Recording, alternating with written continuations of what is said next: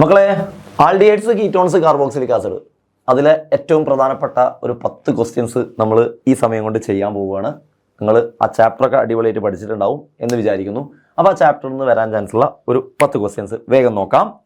First question നോക്കിയാൽ മക്കളെ, which among CH3COOH and CH2COH, ആ CH2ൻ്റെ താഴെ ഒരു Cl വന്നിട്ടുണ്ട്, ഈസ് മോർ അസിഡിക്. ഇങ്ങനത്തെ ക്വസ്റ്റ്യൻ സാധാരണ കാണാറുണ്ട് എക്സാം ക്വസ്റ്റ്യൻ പേപ്പറിൽ. ഇങ്ങനത്തെ ക്വസ്റ്റ്യൻ വന്നു കഴിഞ്ഞാൽ ഇയാളും തമ്മിലുള്ള പ്രധാനപ്പെട്ട വ്യത്യാസം രണ്ടാമത്തെ കോമ്പൗണ്ടിൽ ക്ലോറിൻ ഉണ്ട് എന്നുള്ളതാണ്. ക്ലോറിൻ്റെ ഒരു പ്രധാനപ്പെട്ട ഒരു പ്രത്യേകതയാണ് അയാൾ EWG ആണ് എന്നുള്ളതാണ്. എന്താണ് EWG എന്ന് പറഞ്ഞാൽ? ഇലക്ട്രോൺ വിത്ത്ഡ്രോയിങ് ഗ്രൂപ്പാണ്. ഇലക്ട്രോണിനെ പിടിച്ചു വലിക്കുന്ന ആളാണ്. അപ്പോൾ ഇലക്ട്രോൺ വിത്ത്ഡ്രോയിങ് ഗ്രൂപ്പ് ഒരു COOH ഗ്രൂപ്പിൽ വന്നാൽ, ഒരു കാർബോക്സിലിക് ഗ്രൂപ്പിൽ വന്നാൽ, ഈ ഗ്രൂപ്പിൽ, ഈ COOHൻ്റെ ഗ്രൂപ്പിൽ ഒരു EWG വന്നാൽ, Cl ഒരു EWGക്ക് എക്സാമ്പിളാണ്, ഇലക്ട്രോൺ വിത്ത്ഡ്രോയിങ് ഗ്രൂപ്പിന് എക്സാമ്പിളാണ്. അയാൾ വന്നാൽ അയാൾ ഇലക്ട്രോണിനെ പിടിച്ചു വലിക്കും, ഇലക്ട്രോണിനെ വിത്ത്ഡ്രോ ചെയ്യും. അപ്പോൾ സ്വാഭാവികമായിട്ടും ഇതിൻ്റെ അസിഡിറ്റി കൂടും. സോ ഇലക്ട്രോൺ വിത്ത്ഡ്രോയിങ് ഗ്രൂപ്പ് വന്നാൽ അസിഡിറ്റി കൂടും. അപ്പോൾ ഇയാൾക്കാണ് അസിഡിറ്റി കൂടുതൽ. CH2COOH അസിഡിറ്റി കൂടുതൽ. ആ പോയിന്റിൽ തന്നെ മക്കൾ നോട്ട് ചെയ്ത് വെച്ചോ. അപ്പോൾ EWG എന്ന് പറഞ്ഞാൽ ഇലക്ട്രോൺ വിത്ത്ഡ്രോയിങ് ഗ്രൂപ്പാണ്. ഇലക്ട്രോൺ വിത്ത്ഡ്രോയിങ് ഗ്രൂപ്പിൻ്റെ ഒരുപാട് എക്സാമ്പിൾ ഉണ്ട്. അതിലൊന്ന് നമ്മളിപ്പോൾ പറഞ്ഞ ക്ലോറിൻ. അതുപോലെ തന്നെ ഏറ്റവും നല്ലൊരു ഇലക്ട്രോൺ വിത്ത്ഡ്രോയിങ് ഗ്രൂപ്പാണ് NO2. അപ്പോൾ NO2 ക്ലോറിൻ ഒക്കെ വന്നു കഴിഞ്ഞാൽ അയാളുടെ അസിഡിറ്റി കൂടും. ഇനി ഇലക്ട്രോൺ റിലീസിങ് ഗ്രൂപ്പാണ്. ഇലക്ട്രോണെ റിലീസ് ചെയ്യുന്ന ഗ്രൂപ്പ്, ആൽക്കൈൽ ഗ്രൂപ്പുകൾ മൊത്തം electron releasing group, alkyl group വന്നാൽ അസിഡിറ്റി കുറയും. ഇലക്ട്രോൺ റിലീസിങ് ഗ്രൂപ്പ് വന്നാൽ അസിഡിറ്റി കുറയും, അഥവാ ആൽക്കൈൽ ഗ്രൂപ്പ് വന്നാൽ അസിഡിറ്റി കുറയും. ആൽക്കൈൽ ഗ്രൂപ്പ് വന്നാൽ, ആൽക്കൈൽ എന്ന് പറഞ്ഞാൽ CH3, CH2 അങ്ങനത്തെ ഗ്രൂപ്പ് വന്നാൽ അസിഡിറ്റി കുറയും. NO2Cl ഒക്കെ വന്നാൽ അസിഡിറ്റി കൂടും. ഓക്കെ, രണ്ടാമത്തെ ക്വസ്റ്റ്യനിലേക്ക് നമ്മൾ പോവുകയാണ്. Which among the following reduces Fehling reagent? മക്കളെ, ഫെലിംഗ് റിയേജന്റിന്റെ അല്ലെങ്കിൽ ഫെലിംഗ് സൊല്യൂഷന്റെ പ്രത്യേകത, ആൾഡിഹൈഡും കീറ്റോണും തന്നു കഴിഞ്ഞാൽ നിങ്ങൾക്ക് ആൾഡിഹൈഡ് ഏതാണെന്ന് തിരിച്ചറിയാൻ പറ്റും. കീറ്റോണിൽ നിന്ന് ആൾഡിഹൈഡിനെ തിരിച്ചറിയാൻ ഉപയോഗിക്കുന്ന ടെസ്റ്റാണ്. ഫസ്റ്റ് പ്രൊപ്പനോൺ കീറ്റോൺ ആണ്, ബെൻസോഫിനോൺ കീറ്റോൺ ആണ്, ഓപ്ഷൻ ഡി ബ്യൂട്ടനോൺ ഒരു കീറ്റോൺ ആണ്, എഥനാൽ ഒരു ആൾഡിഹൈഡാണ്. അപ്പോൾ ആൾഡിഹൈഡിനെ കീറ്റോണിൽ നിന്ന് തിരിച്ചറിയാനുള്ള ടെസ്റ്റ്.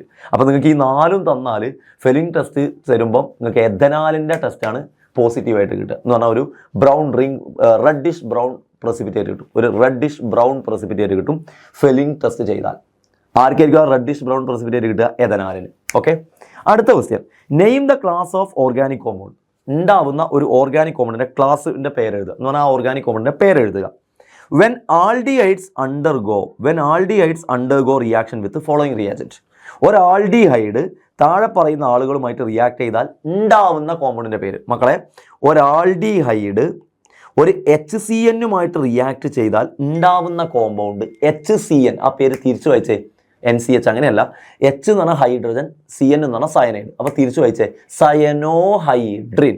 അപ്പോൾ ആൾഡിഹൈഡും HCN കൂടെ ഉണ്ടായാൽ, കൂടി ചേർന്നാൽ ഉണ്ടാവുന്ന കോമ്പൗണ്ടിൻ്റെ, ഓർഗാനിക് കോമ്പൗണ്ടിൻ്റെ പേര് സയനോഹൈഡ്രിൻ. ഓക്കെ, നെക്സ്റ്റ്, ഒരു ആൾഡിഹൈഡും, ഓപ്ഷൻ ബി ആണ് പറയുന്നത്, ക്വസ്റ്റ്യൻ ബി ആണ് പറയുന്നത്, ആൾഡിഹൈഡും ആൽക്കഹോളും ചേർന്നാൽ നിങ്ങൾക്ക് ഉണ്ടാവുന്ന കോമ്പൗണ്ടിൻ്റെ പേര് അസെറ്റാൽ. മറക്കരുത്, ആൾഡിഹൈഡും ആൽക്കഹോളും ചേർന്നാൽ ആദ്യം ഹെമി അസെറ്റാൽ ഉണ്ടാവും, വീണ്ടും ആൽക്കഹോൾ ചേർന്നാൽ അതിലേക്ക് അസെറ്റാൽ ഉണ്ടാവും.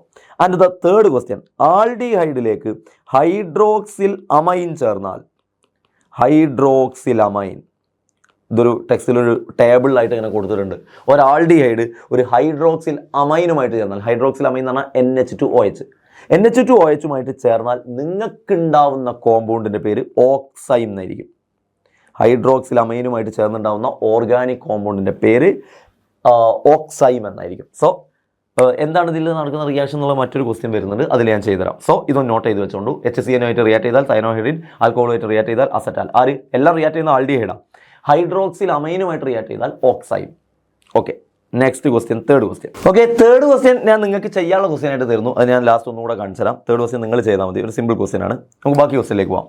Fourth question, identify A, B and C in the following sequence if the reactions.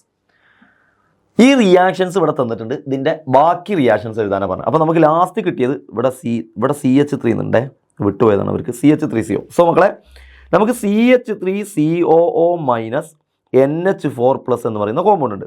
അതിനെ ചൂടാക്കിയാൽ കിട്ടുന്ന A എന്ന് പറയുന്ന പ്രൊഡക്റ്റ് ഏതായിരിക്കും? ഇതിനെ ചൂടാക്കിയാൽ അതിൽ നിന്നും NH2 പോകും, H2O പോകും. NH2 അല്ല, H2O പോയി, NH2 ഉണ്ടാവും, H2O പോവും.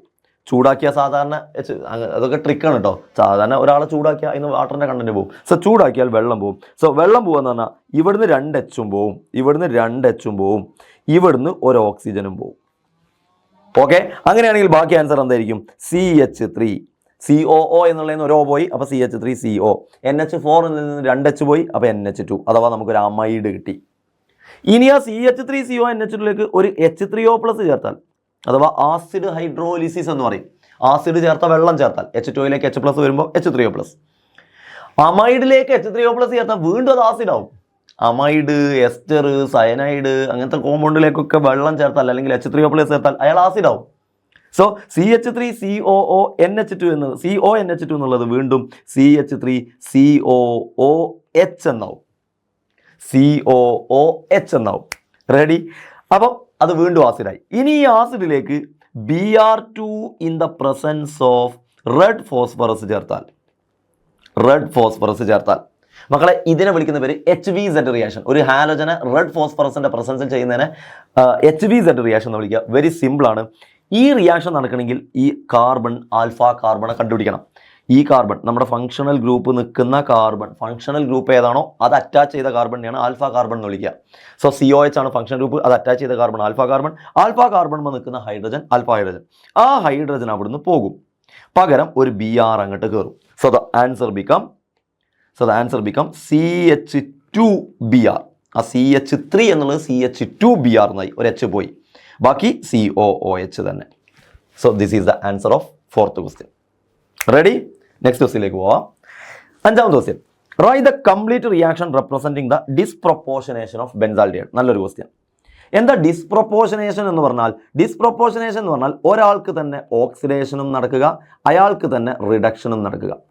ആൽഡിഹൈഡിന്റെ ചാപ്റ്ററിൽ ഒരാൾക്ക് തന്നെ ഓക്സിഡേഷനും ഒരാൾക്ക് തന്നെ റിഡക്ഷനും നടക്കുന്ന റിയാക്ഷനെ കുറിച്ച് പറയുന്നത് കാനിസാരോ റിയാക്ഷനിലാണ്. യെസ്, അപ്പോൾ കാനിസാരോ റിയാക്ഷൻ എന്താണ് എന്ന് നിങ്ങൾക്കറിയാം. സോ മക്കളെ, ബെൻസാൽഡിഹൈഡ് ആണ് ഇവിടെ തന്നത്. ബെൻസാൽഡിഹൈഡ് ഇങ്ങനെ എഴുതിയിട്ടുണ്ട്. ഈ ബെൻസാൽഡിഹൈഡിലേക്ക് നമ്മൾ ഒരു കോൺസെൻട്രേറ്റഡ് ബേസ് ചേർത്താൽ, എന്നിട്ട് ചൂടാക്കിയാൽ ബെൻസാൽഡിഹൈഡ്, നിങ്ങൾ എടുത്ത ബെൻസാൽഡിഹൈഡിൽ ഒരു ബെൻസാൽഡിഹൈഡ് ഓക്സിഡേഷന് പോകും, ഒരു ബെൻസാൽഡിഹൈഡ് റിഡക്ഷന് പോകും. അഥവാ 2 ബെൻസാൽഡിഹൈഡുകൾ ചേർന്നിട്ട് അതിൽ ഒന്നിന് ഓക്സിഡേഷൻ നടക്കും. ഒരു ബെൻസാൽഡിഹൈഡിന് ഓക്സിഡേഷൻ നടക്കും, ഒരു ബെൻസാൽഡിഹൈഡിന് ഓക്സിഡേഷൻ നടക്കും. എന്താണ് ഓക്സിഡേഷൻ എന്ന് പറഞ്ഞാൽ? ഓക്സിഡേഷൻ എന്ന് പറഞ്ഞു കഴിഞ്ഞാൽ concentrated base. For example concentrated base എന്നുള്ളത് നമുക്ക് ബേസിന് പകരം കോൺസെൻട്രേറ്റഡ് KOH എന്ന് കൊടുത്തു എന്ന് വിചാരിച്ചോ. പ്രത്യേകം നമ്മൾ പറഞ്ഞു കോൺസെൻട്രേറ്റഡ് KOH കൊടുത്തു. ഓക്കെ, ഇനി ശ്രദ്ധിക്കണേ, നോക്കിക്കോ. ഓക്സിഡേഷൻ എന്ന് പറഞ്ഞാൽ എന്താ? അതിൽ നിന്നുള്ള H പോകും, H പോയിട്ട് പകരം ഓക്സിജൻ കയറും. അതാണല്ലോ ഓക്സിഡേഷൻ. H പോയി ഓക്സിജൻ കയറി, എന്നിട്ട് നിങ്ങളെടുത്ത ബേസത്തെ പൊട്ടാസ്യം കൂടി കയറും, അല്ലെങ്കിൽ NaOH ആണെങ്കിൽ NAയും കൂടി കയറും. അങ്ങനെ പ്രൊഡക്റ്റ് എന്തായിട്ട് മാറുന്നറിയോ? ഫസ്റ്റ് പ്രൊഡക്റ്റ് എന്തായിട്ട് മാറുന്നറിയോ? CHO എന്നുള്ളത് ഭാഗത്ത് COO എന്നാവും. Hന്റെ ഭാഗത്ത് O ആയി COO, എന്നിട്ട് ആ Kയും കൂടെ കയറി COOK എന്നാവും. ബെൻസീനുമേൽ COOK കിട്ടും. പൊട്ടാസ്യം ബെൻസോയേറ്റ് എന്നാണ് ഇതിനെ വിളിക്കുക. ഓക്കെ, ഇതാണ് ഫസ്റ്റത്തെ പ്രൊഡക്റ്റ്. പ്ലസ് രണ്ടാമത്തെ പ്രൊഡക്റ്റ് ഇതേ ബെൻസാൽഡിഹൈഡിന്, അതാണല്ലോ ഒരാൾക്ക് തന്നെ ഓക്സിഡേഷനും അയാൾക്ക് തന്നെ റിഡക്ഷനും. അപ്പോൾ 2 ബെൻസാൽഡിഹൈഡ്, ഒരു ടീമിന് ഓക്സിഡേഷൻ, മറ്റേ ടീമിന് റിഡക്ഷൻ നടക്കുക എന്ന് പറഞ്ഞാൽ എന്താ? ഹൈഡ്രജൻ വരിക എന്ന് പറഞ്ഞാൽ ഇവിടേക്കും ഒരു ഹൈഡ്രജൻ വരും, ഇവിടേക്കും ഹൈഡ്രജൻ വരും. So the answer become CH2OH ആയിട്ട് മാറും. Benzyl alcohol. കണ്ടോ, ഒരാള് കാർബോക്സിലിക് ആസിഡിന്റെ സാൾട്ടുമായി, ഒരാൾ ആൽക്കഹോളുമായിട്ട് മാറി. Very important question. Ready? Next question. അപ്പോൾ കാനിസാരോ റിയാക്ഷൻ നന്നായിട്ട് പഠിച്ചു വെച്ച് പോകണം കേട്ടോ. കാനിസാരോ റിയാക്ഷൻ എന്നാണ് question. Write a simple chemical test to distinguish ethanal from propanol. നമ്മൾ നേരത്തെ പറഞ്ഞു ഒരു ആൽഡിഹൈഡിനെ കീറ്റോണിൽ നിന്ന് തിരിച്ചറിയാനുള്ള ടെസ്റ്റ് 2 ടെസ്റ്റാണ്. ഒന്നുകിൽ ടൊളൻസ് ടെസ്റ്റ് അല്ലെങ്കിൽ ഫെലിങ്സ് ടെസ്റ്റ്. ഓക്കെ, കുറച്ച് കാര്യങ്ങൾ വേഗത്തിൽ സാറൊന്ന് പറയാം. ഈ 2 ടെസ്റ്റും നടക്കുന്നത് ബേസിക് മീഡിയത്തിലായിരിക്കണം. ഓക്കെ, ഇനി ഏതെങ്കിലും ഒരു ടെസ്റ്റിനെ കുറിച്ചാണ് പറയാൻ പറഞ്ഞത്, ഞാൻ ടോളറൻസ് ടെസ്റ്റിനെ കുറിച്ച് പറഞ്ഞാൽ അതൊക്കെ എപ്പോഴും ചോദിക്കുന്നതാണ് ടോളറൻസ് ടെസ്റ്റ്. എന്താ ടോളറൻസ് ടെസ്റ്റ് എന്ന് പറഞ്ഞാൽ നിങ്ങളുടെ ആൽഡിഹൈഡിലേക്കോ അല്ലെങ്കിൽ കീറ്റോണിലേക്കോ, നിങ്ങൾ ആൽഡിഹൈഡാണ് തിരിച്ചറിയാനാണല്ലോ, സോ നിങ്ങളുടെ ആൽഡിഹൈഡിലേക്ക് നിങ്ങൾ ടോളറൻസ് റിയേജൻറ്റ് ചേർക്കുക. ഏത് മീഡിയത്തിൽ? ബേസിക് മീഡിയത്തിൽ. നിങ്ങളുടെ ആൽഡിഹൈഡിലേക്ക് ടോളറൻസ് റിയേജൻറ്റ് നിങ്ങളുടെ ബേസിക് മീഡിയത്തിൽ ചേർക്കുക. അങ്ങനെ ചേർത്ത് കഴിഞ്ഞാൽ നിങ്ങളുടെ ആൽഡിഹൈഡിന് ഓക്സിഡേഷൻ സംഭവിക്കുകയും ആൽഡിഹൈഡ് അണ്ടർഗോസ് ഓക്സിഡേഷൻ. ടോളറൻസ് റിയേജൻറ്റിന് റിഡക്ഷൻ നടക്കുകയും ചെയ്യും. മാത്രമല്ല ടോളറൻസ് റിയേജൻറ്റിലുള്ള സിൽവർ എന്ന എലമെൻറ്റ് മാറി നിൽക്കും, Ag ആയിട്ട് മാറും. അഥവാ നിങ്ങൾ ഈ റിയാക്ഷൻ ചെയ്യുമ്പോൾ ആൽഡിഹൈഡിലേക്ക് ടോളറൻസ് റിയേജൻറ്റ് ചേർത്ത് ബേസിക് മീഡിയത്തിൽ ചേർത്താൽ, ടോളറൻസ് റിയേജൻറ്റ് ബേസിക് മീഡിയത്തിലേക്ക് ചേർത്താൽ, ആൽഡിഹൈഡ് എടുത്തു, ടോളറൻസ് റിയേജൻറ്റ് ചേർത്തു, ബേസ് ചേർത്താൽ നിങ്ങൾക്ക് ആൽഡിഹൈഡ് ആണെങ്കിൽ അവിടെ ഒരു ബ്രൈറ്റ് സിൽവർ മിറർ ഫോം ചെയ്യും. അങ്ങനെ ബ്രൈറ്റ് സിൽവർ മിറർ ഫോം ചെയ്താൽ മക്കളെ മനസ്സിലാക്കിയോ, ദാറ്റ് ഈസ് ആൽഡിഹൈഡ്. റെഡി? അപ്പോൾ ആരാണ് ടോളറൻസ് റിയേജൻറ്റ് എന്ന് ആരെങ്കിലും ചോദിച്ചാൽ നിങ്ങൾ പറയണം അമോണിയാക്കൽ സിൽവർ നൈട്രേറ്റ്. അമോണിയാക്കൽ. ആരാണ് ടോളറൻസ് റിയേജൻറ്റ് എന്ന് ചോദിച്ചാൽ എൻ്റെ മക്കൾ ധൈര്യത്തോടെ പറഞ്ഞേക്കണം, ആരെയും പേടിക്കാതെ പറഞ്ഞേക്കണം, ammoniacal silver nitrate. Ready? 7th question. Write the names of the reagents used to bring about the following transformation. Write the name of the reagent. Write the name of the reagent used to bring about the following conformation. Very simple transformation. നോക്കിയേ, C6H5COCl എന്ന് പറഞ്ഞാൽ benzene ring, അതുമേൽ COCl. അയ്വാ, അതിനെ നമുക്ക് എന്താക്കി മാറ്റണം? Benzene ring. അതിനെ aldehyde ആക്കി മാറ്റണം. അയ്വാ, അസൈൽ ക്ലോറൈഡിനെ ആൽഡിഹൈഡ് ആക്കി മാറ്റുന്ന റിയാക്ഷനെ വിളിക്കുന്ന പേരാണ് റോസൻമണ്ട് റിഡക്ഷൻ. റോസൻമണ്ട് റിഡക്ഷനിൽ നമ്മൾ ചേർക്കുന്ന കാറ്റലിസ്റ്റ് ആണ് H2-PD in the presence of BaSO4. കഴിഞ്ഞു. ചേർക്കേണ്ട റിയേജൻറ്റ് മാത്രം എഴുതിയാൽ മതി. അപ്പോൾ അസൈൽ ക്ലോറൈഡിനെ ആൽഡിഹൈഡ് ആക്കി മാറ്റാൻ റോസൻമണ്ട് റിഡക്ഷൻ H2PD BaSO4. അപ്പോൾ ഈ റിയാക്ഷൻ റോസൻമണ്ട് റിഡക്ഷൻ. റെഡി? അപ്പോൾ റോസൻമണ്ട് റിഡക്ഷൻ ഈ ക്വസ്റ്റ്യനിലൊക്കെ ചെയ്യുന്ന റിയാക്ഷൻസ് ഒക്കെ എന്തായാലും പഠിച്ചു വെക്കണേ. Next question. Suggest a method of preparation of benzaldehyde from toluene. ടൊളുവിനിൽ നിന്നും ബെൻസാൽഡിഹൈഡ് ഉണ്ടാക്കാനുള്ള പ്രിപ്പറേഷൻ ഒന്ന് പറഞ്ഞുതരാമോ? Very simple.